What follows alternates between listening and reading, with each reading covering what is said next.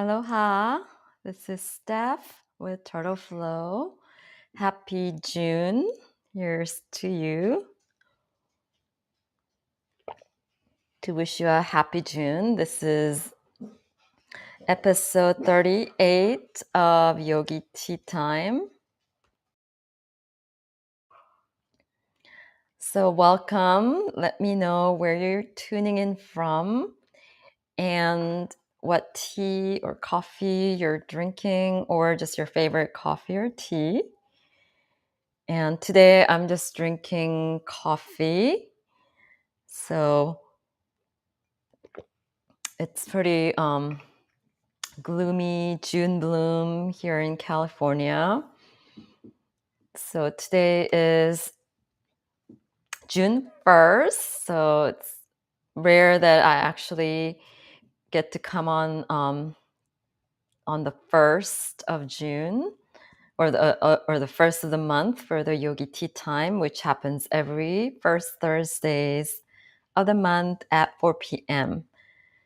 So we're here to just take a break with our coffee or tea, have some inspiring conversation, and to support and inspire each other to be more creative. So I'll be talking about AI and creativity for this episode of Yogi Tea Time.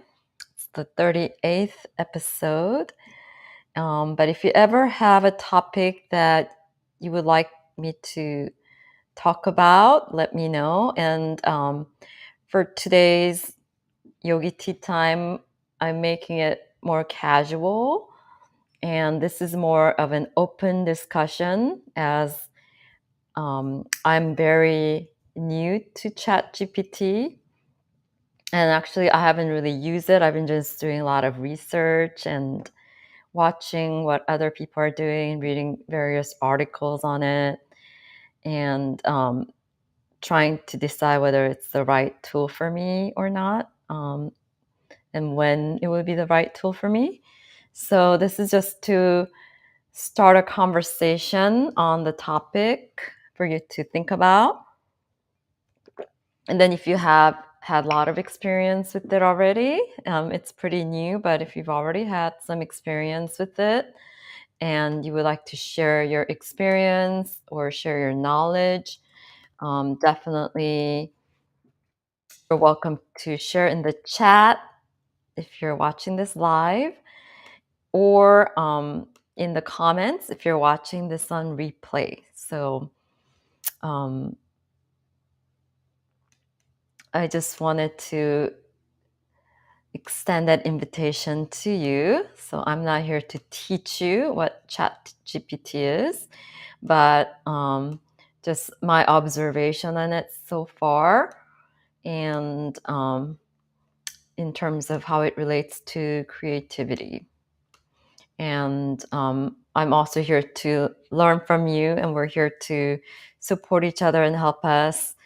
And to me, any new tool, new technology that comes out, it's easy to want to jump on it because everybody's doing it, but it's really important to kind of tune inwards to see if it's the right tool for you. So I'm just gonna read what let me see. To start off, I'm going to be just reading the definition of ChatGPT, which is an artificial intelligence AI chatbot. And it's an open source, it's an open AI released in November 2022. This is from Wikipedia. The ChatGPT combines chat, referring to its chatbot functionality, and GPT, which stands for Generative Pre-trained Transformer, a type of large language model. So oftentimes we just start using these terms just because it becomes like a trendy, everybody starts talking about it. And then a lot of times we don't even look up what it means. So I just wanted to look it up exactly what it is. And right now it's at GPT-4. And it's been used for a lot of different things, especially for writing contents, especially for creatives. And then whenever a tool like this comes about, it's always first thing is you question whether, especially from watching all these futuristic sci-fi movies, whether these tools are going to start replacing you. That's the number one thing. But the way I see it, it's a tool, just like a pencil is a tool for you to write with. So it all depends on the intention, the input, and how it's used. And I haven't felt the need to jump into it yet. But from what I've read, it all depends on how you prompt to get the information is what really makes it effective or not. So there has to be a human that really knows how to write the proper prompts and input to get more intelligent results that you're looking for. So you have to be very specific, and there has to be some organized thoughts and topic. But it, from what I've seen, it looks like it's great for coming up with like outlines and just general information. So I think it'll save you time if you use it the right way with the right intention. I think it could make you free up more time to be more creative, and it can help you do all the redundant, like research type of work. The time that you would put into research, you can use it to gather information for you in a more concise way that's streamlined to exactly what you need. And then you have to do a lot of tweaking to really personalize and put your own voice to it, own um, make your add your own personality and the way you would talk. So I think, and then there are a lot of AI tools that creates images nowadays also, and everything I feel like has to be done with integrity, because then like all these plagiarism starts to take a lot of questioning regarding plagiarism takes place. So that's another thing we have to worry about. So again, first,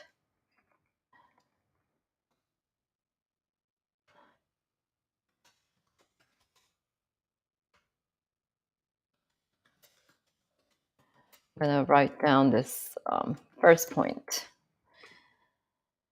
So it's a tool that you can use to save time to do research, streamlined research, so that you can be more creative. So you can spend more time thinking about the bigger pictures and then just add, editing. So it's not like you can just input something, prompt into it, and it'll just write a book for you and then you just publish it. Um, so in that way, it can make you a lot more creative, and plagiarism is a big thing. Um, that's going to be a lot of questioning regarding plagiarism is going to come into play that we need to really watch for, because I feel like there have been some images that AI's created, because you can write I have a couple dogs here, so I'm gonna mute anytime they start barking, I'm gonna mute.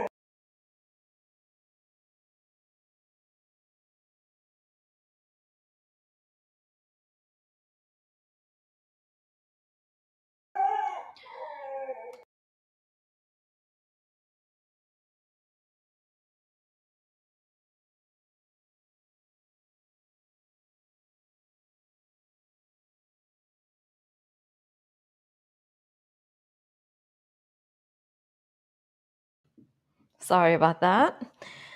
So let me know what your thoughts on it in terms of how it can save you time, how it can be a tool that could be useful for you, and whether plagiarism, what you think about the whole plagiarism aspect of it, especially images, because it's taking all these artwork that's like out in the internet and then bringing it together.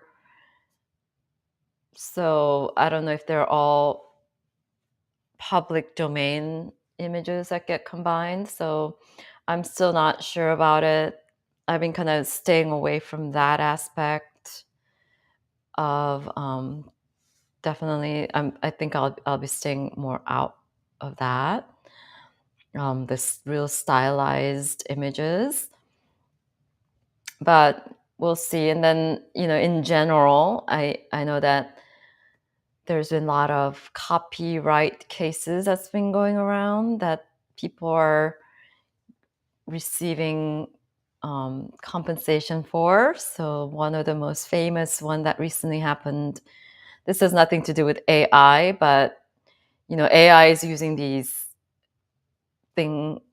artwork that's out in the internet to create these artwork. So especially if you're a visual artist, digital artist, illustrator, I would really love for you to touch on this topic and give me any feedback on it. But it seems like, Andy Warhol used this photograph of Prince and made it into his pop art. And then now they're saying there's a copyright infringement on it. And the original photographer who took that photo is now getting rights to that. So it went to, I think, the Supreme Court and it won. So those things are coming into more play recently. I've been seeing a lot more of those cases that's publicized. And then I think there are some, like, I forgot exactly what it was, some kind of knockoff brands, and like a whole bunch of people won the rights. I forgot what it was. My memory is kind of bad right now regarding it, but there was a big copyright cases on it. So anyway, so I think that's one thing to watch out for when we're using these AI artwork, to be really mindful to see what source it took to create these artwork. And then I'm going to share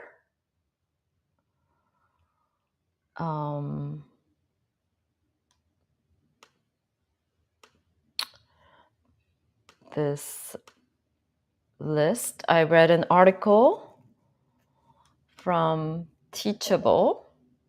Let me just zoom into it more. So this is an article I read from Teachable. It's a blog that was written regarding what to expect for ChatGPT.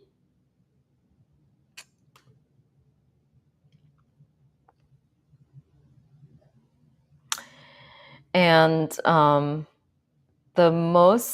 biggest limitation of ChatGPT is that the knowledge that it gathers, the data, the knowledge of data that it gathers from is limited up to 2021. So if you're looking to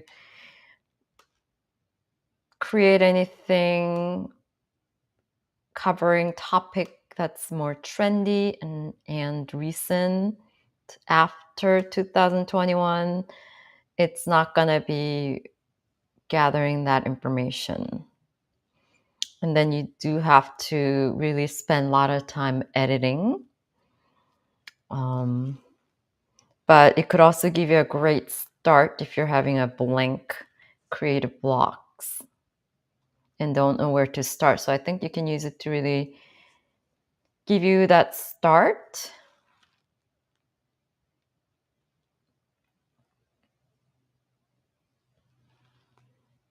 And it says, for example, explain quantum computing in simple terms. Get any creative ideas for a 10-year-old's birthday. So these are the prompt examples. How do I make HTTP requests in JavaScript? And then it's trained to remember what user said earlier in the conversation, allows user to provide follow-up corrections, trained to decline inappropriate requests. And then the limitation is may occasionally generate incorrect information, may occasionally produce harmful instruction or biased content. Limited knowledge of world and events after 2021. So that's what I mean. So it's still fairly new. Everyone's jumping on it, but it's not as easy and magical as what people make it seem. And then there's also people are just so against it because they have a fear. It's like the fear of unknown, fear that they're going to be replaced by the machine, the AI. But the more you plug into that fear, that idea, you're going to draw that more to you. So I think that's something I don't want to really I don't want to plug into and agree to that idea. So again, I see it as a tool. So for people who don't like to have, it could be like an assistant for you. It's a tool that can help you be more creative, perhaps save you more time. And there's a mindfulness app, and the guy that found it. He's really excited about it and he's using it. And he even did a post about how it's freeing up a lot of time for him to create. So he can spend more time with his kids and then come up with more creative activities and things to do. And all these people got attacked saying that he has compromised himself, his integrity, and selling out, and it's unspiritual and all that. So I think any kind of like judgment or such a black and white opinion on it, it's not good. And it's one of those things where when new tools come out, technology is changing, you really want to kind of stay on top of it, be open to adapt and change and evolve with the changing times and keep up with the changes, especially we're in this Aquarian age. We were in age of Pisces for 2,000 years.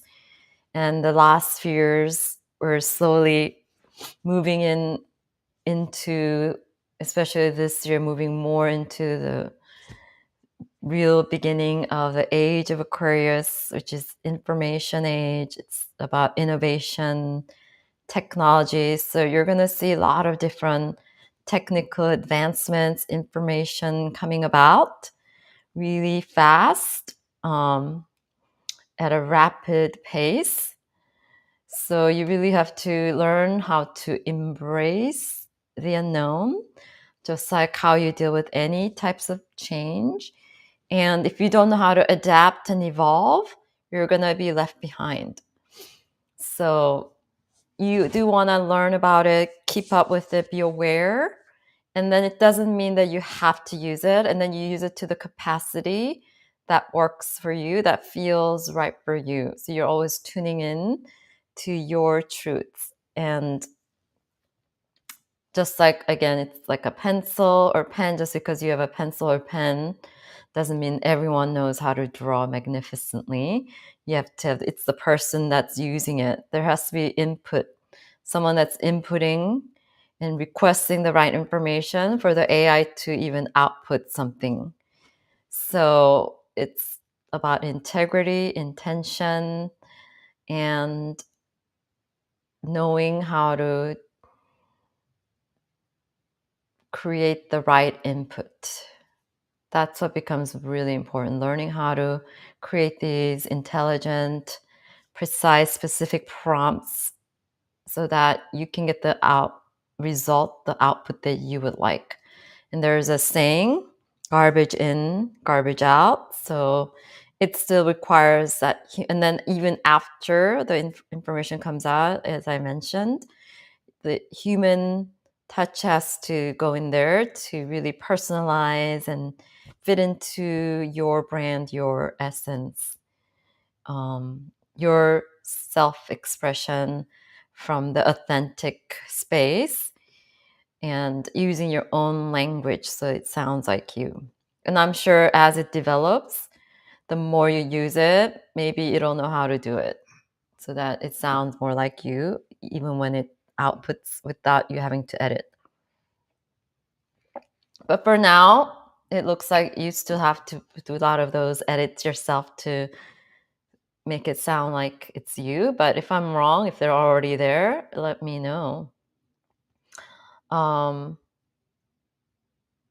yeah, so one example is when I first started doing graphic design back in the days. That's when I went back to school to learn graphic design. That's when people were learning how to transition from doing everything by hand.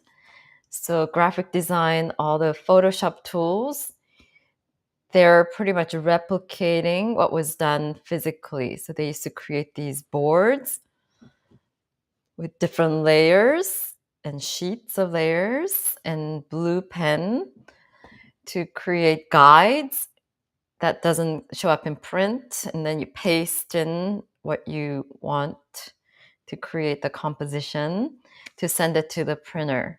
So people used to do these mock-ups, board mock-ups by hand using like X-Acto knives and tape, masking tape, and these ruby sheets. So when I first went to school, they still taught you how to do it. When I went to school for graphic design, they still taught you how to create those. It's called a production processes class. And so they teach you how to create all that stuff. And then some people were really stuck in it. It was really difficult for them to change into computer. And then everything became computerized. So Photoshop really mimicked those tools. That's how the design of the Photoshop came about. A lot of the functionalities with the rulers and the guides, that's where it came from. So people who were having a really, because when you're going from being very skilled with using your hands and being very precise with how you paste things, it's called a paste up boards.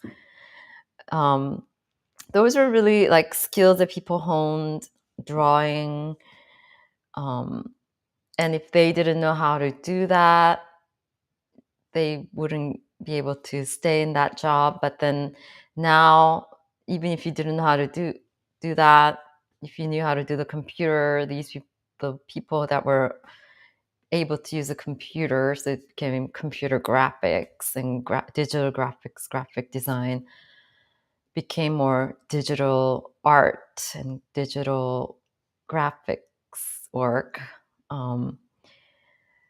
Those people were not getting the jobs, and and then the mindset is very different because it's artists versus being technical. So you have to be kind of like a techie. And then more and more as the years went by, graphic designers required to be more techies as well, especially once you got into web design. There was a initially very distinct division between the graphic design department and the programming department, and all having meetings to match and work on projects to solve design solutions that can meet the technical requirements without losing too much creativity. So there was always this balance between art and technology. Um, and programmers didn't know how to design, designers didn't know how to program. And then in order for you to stay in the game as a designer, you really had to know how to do all the programming codes, or at least learn applications that creates those for you. Then you still have to know how to correct it if it doesn't come out right. So it's the same thing. Like those people who don't keep up with it, they get behind. And it is a reality that these technologies will also replace jobs. Some people will lose their jobs, or won't be able to keep up, and then they have to find new careers. But that's just the reality of how society evolves, and as we advance more in technology. So you definitely want to really be able to use these tools, learn about it, don't get behind, but don't be fearful. Don't be so judgmental and be dismissive and then throw hate at people who are using it. I think that's creating a lot of unnecessary division and judgments, which is low vibration. But just knowing about it, so that when you're ready, when it's right time for you, you'll know how to use it, or you'll know how to hire the right person to use it the right way. And it's all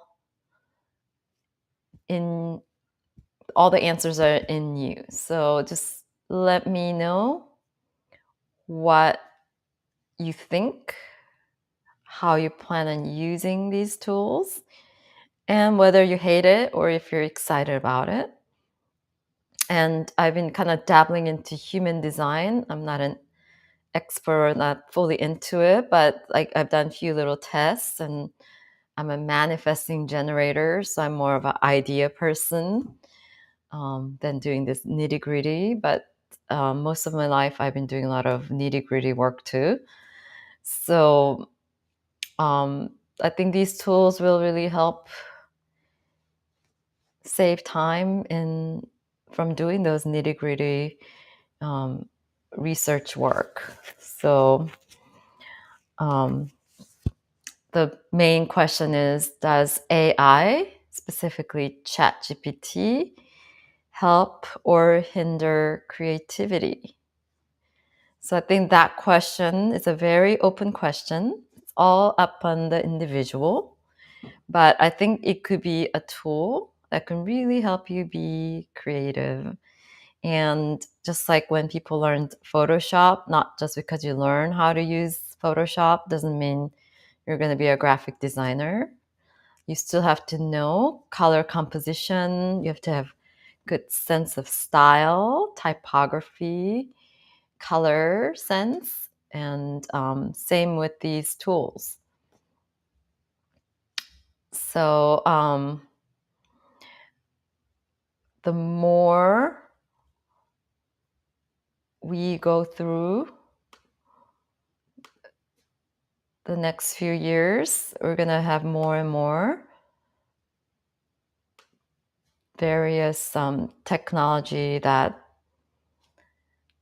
shows up, and you're going to have more choices. So again, you don't have to use them all, but at least be open-minded and learn about what it is, and maybe seeing how you can change the way you work, and how it can enhance embracing the unknown, and without losing your integrity, always tuning in and checking in with yourself.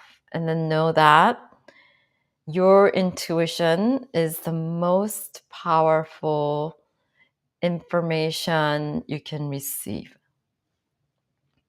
that you can use to create your most authentic self-expression and creativity.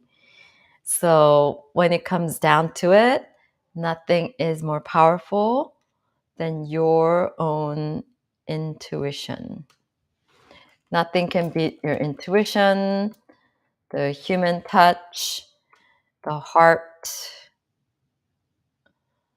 the love vibration, and the inspirations and the downloads you get from the source.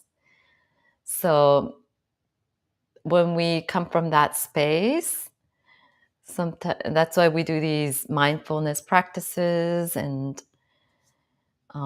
meditation. I also have the coloring books, and just keeping our vibrations high and knowing your worth, knowing that you are worth more than anything, and you deserve abundance, the space to be creative with joy, and be as creative as you would like to be, so that you can create and share. You don't have to share, you just have to create. And then maybe later on someone can find it and share.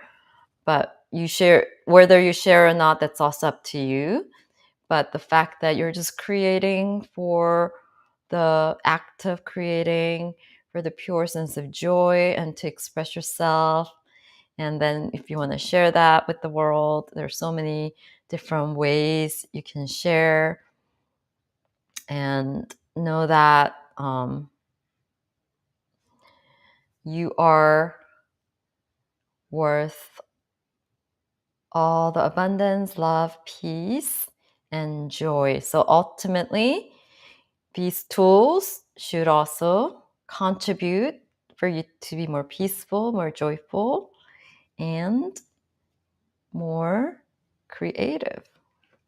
So that is my thoughts and what I wanted to share for now. And then if I decide to use it and see how it comes out, I will share that at a future time. And if I have a different opinion about it, I'll also share that.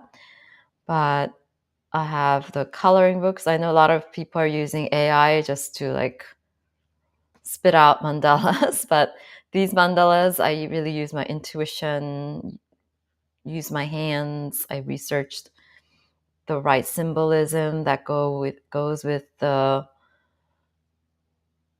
intention word that I wanted to bring forth with each mandala. So there are 27 mandalas in the coloring book, and the act of coloring really also helps to relax and offer that color therapy and allow you to really tap into your inner child's joy and flourish in creativity and putting you into that creative flow. So that's amazon.com/author/turtle flow if you're interested. So this were digitally drawn, hand drawn on my iPad with my Apple Pencil. And And if you would like to follow me on Instagram, it's turtleflow_. And thank you so much for subscribing, liking, and commenting. And again, if you're watching this on replay, feel free to write as many comments and your thoughts, your experiences, or your responses to anything, any of my thoughts and opinion on these AI and ChatGPT. And we're in this exciting information age, innovative information age. So a lot of things that gets developed, that's part of the creativity, the innovation. The innovative ideas also come through your mindfulness practices. And I think no ChatGPT is going to be able to come out with those, especially if the information that it has, it's only working with data that's a few years older also. So that's another thing to keep in mind. And I really thank you for tuning in, listening, subscribing, liking, and share this with anybody that might benefit. And thank you so much. I wish you a wonderful June. And I know even in like North Carolina, Colorado, it's warmer than California. London is warmer than California. At the moment, we had a pretty cold May, and then usually the June, it's called a June bloom. So if you ever think of visiting California from elsewhere, just know that June is not the best time. It's usually cloudy, overcasted, and that's why it's called a June bloom. So thank you so much. Have a wonderful June. I almost want to say May. And we have an amazing full moon coming up. And the Jupiter just went direct, or just conjuncted with the North Node. North Node is your future, your soul purpose, your future destination, your future goals. And Jupiter is a big planet that expands everything. So we're going to have a very exciting full moon coming up. So I'm going to do a Reiki video on that. But I'm wishing you a wonderful June. And I will see you next month for another episode of Yogi Tea Time. But in the meantime, look out for my Reiki videos. And probably going to do a yin yoga for summer season, since we're going into June now. So thank you. Aloha. Be well. And definitely share with me any thoughts, experiences you have on the ChatGPT. Bye.